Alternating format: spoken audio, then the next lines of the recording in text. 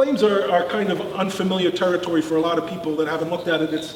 But what that really is it defines the boundaries of what is owned by the person who received the patent. So a lot of times when people want to file their own patent, or there's a very short amount of time to get a patent on file because there's some deadline to file it, people file a provisional. But one thing they've got to keep in mind is that even though it doesn't have the same formal requirements, it has the same substantive requirements. You have to teach someone how to make and use the invention without undue experimentation.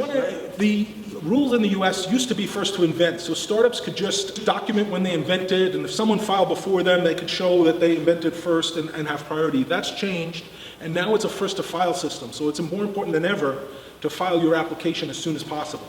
So that's the judgment call. You want to file as soon as possible to beat others to the patent office, but you also want to wait till you have the most obvious issues worked out. And one of the basics of a patent application is that it has to be new. And sometimes, with the vast amount of information that's out there, a lot of times people think it's new, but it's not. Sometimes people want to file things that are outside their area of expertise. They think they have a good idea of how to change things, and obviously it's more likely, the less familiar you are with the area, that something's going to blindside you and it's always been done, or it's not practical for some reason you're not aware of. But even if you're an expert in the field, how can you possibly know what everybody in the world is doing, especially behind closed doors, or with all this information? So it's always helpful to do. Sometimes the prior art is not exactly the same, but it's close. And so there's a framework which they go through to make that decision. They determine the scope and the content of the prior art by doing a search, so they know what's there that's close to it. They look at the gap between what you've described as your invention and what the prior art has, and what is that difference they try and identify. And then they say, would that be obvious for a person of ordinary skill in the art to make that leap?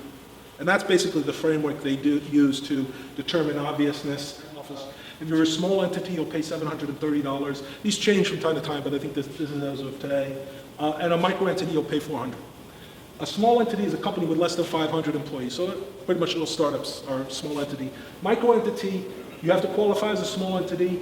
None of the inventors or the applicant company can have filed more than 4 US non-provisional applications. So you can't be a prolific inventor and take advantage of micro entity. And you have to have certify your income in the previous year from when you're filing to be less than 3 times the median income.